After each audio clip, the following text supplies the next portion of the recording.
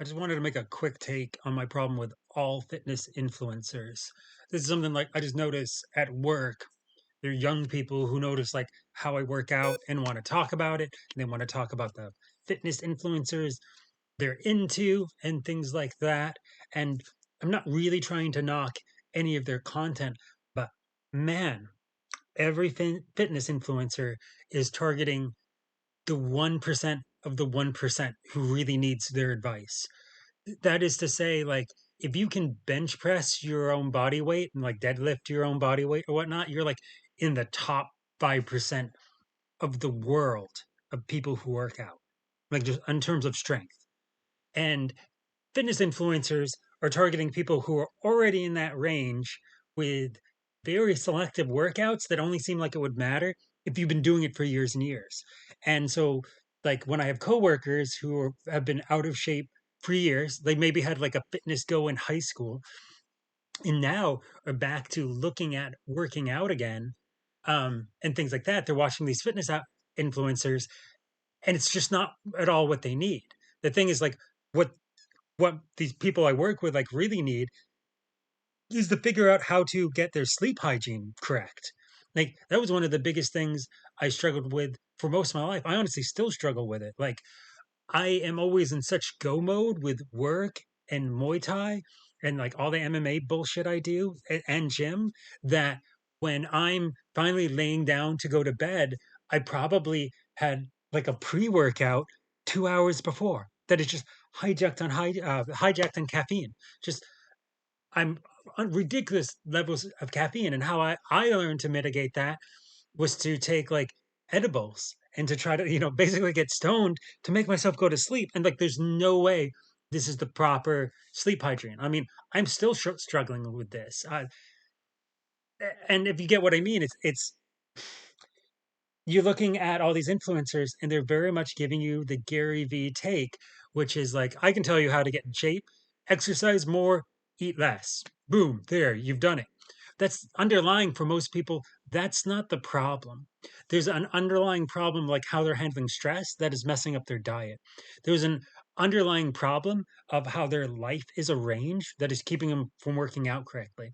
I would assume, like, if most people could just drop all their social affairs and just dedicate their life to working out, they could get there. Uh, I saw someone had a 7 month transformation. I forget who it was. It's like someone famous in the YouTube space. And he showed what he could do in 7 months. But in that 7 months, he was doing it. He was on, not only was he on TRT, but he wasn't working.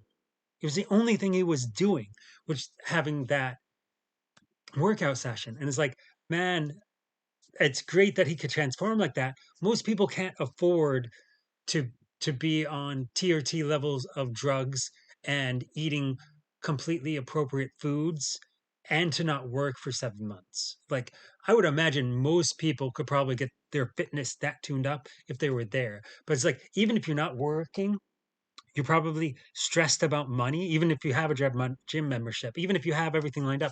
You're so stressed out about all the other shit you have to do to like stabilize and get yourself going that there's no way you could even dedicate that 7 months. And the idea that people could save up 7 months worth of money to execute something like that is like laughable. On top of that, it wouldn't even be sustainable when they get out of it. Like it's a problem having 8 to 10 hour work days. Yeah, throw in the travel time. You just don't really have the concentrated time for that. And even if you do, you tend to make huge sacrifices. Like one of the other things that really stopped me from like getting into the shape that I wanted was eating socially. It's it's just something that's required in America, at least. Like you go and hang out with people, they're fucking eating and drinking all the time. And like that's really hard to fight. Getting your diet together while being social feels impossible. It's like the number one route I could go to get my diet together. It was to simply not have friends. Like and simply not date people.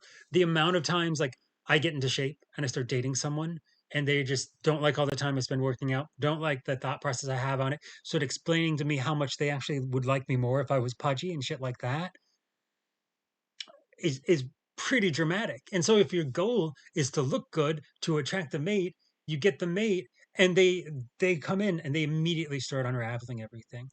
And it's hard to say no to that because like, that in your head, at least in my head at times, is like that was the whole point of this. The whole point of running 10 miles a day was to be able to get the girl. And now that I have the girl and she's saying I don't have to run the 10 miles every day anymore. Well shit, that sounds great.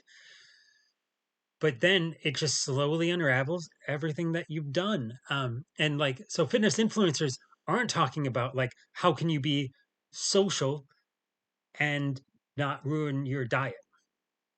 I haven't figured it out. Like I just for the life of me, I haven't figured it out. I think there's some kind of dream that you just get these perfect workout friends, but like even the workout friends and the MMA friends I have, they're not really the kind of people I like want to deeply invest myself into. They're fine people, but they're never my closest of friends. And like I I don't know how to resolve that. I really really don't. And if like things like that is what I feel like fitness influencers need to dive into, or even like how to handle your stress without smoking or eating. Being able to mitigate those things, like that's another big thing in like my fitness journey, having to figure out is like stress management. That's like huge, huge, because there's a good chance if your diet's not on point, you're doing it in a way to either like self medicate yourself or reward yourself or some kind of like stress management. And it's being able to isolate that thing to really work on it. And man, like that is not what they're putting out. They're putting out like how to hit every head of the bicep and the tricep and these things. Like for most of the people I know, if they just did 200 push-ups a day, they would get like an inch on their arm and their chest in a few months, right? They would start showing results without any gym or any specialty thought at all. But that's not what the space is about. And I can't even imagine someone in the space tackling these topics honestly, because nobody wants to hear that. Nobody wants to hear the secret to getting in shape is to like have friends that don't want you to drink and that don't slow you down.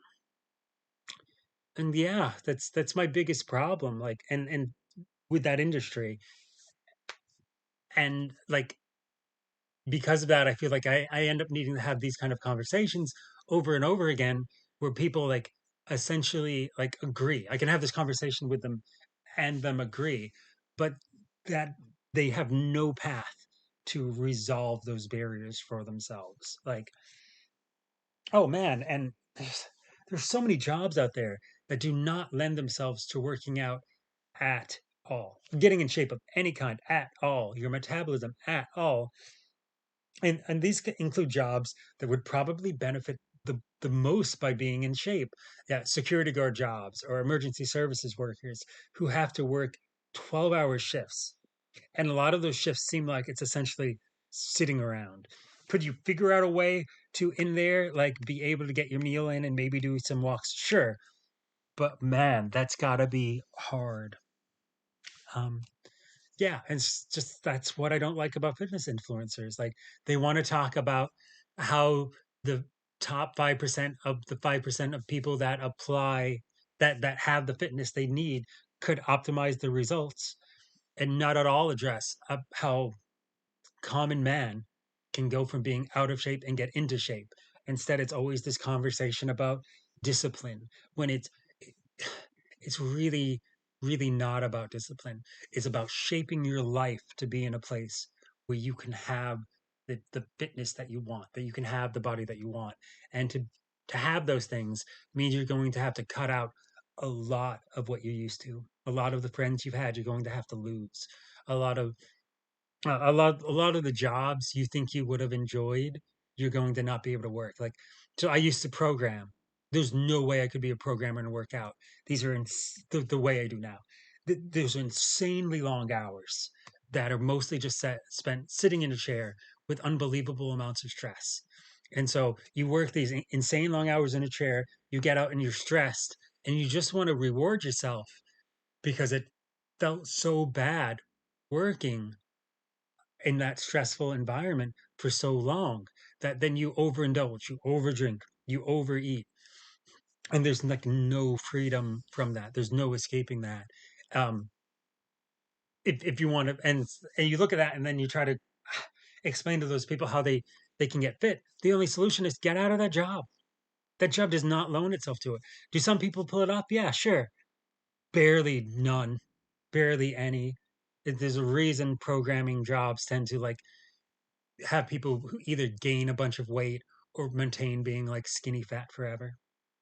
It's because that those jobs breed those habits, and there's no escaping it. So yeah, hopefully that rant made a little bit of sense.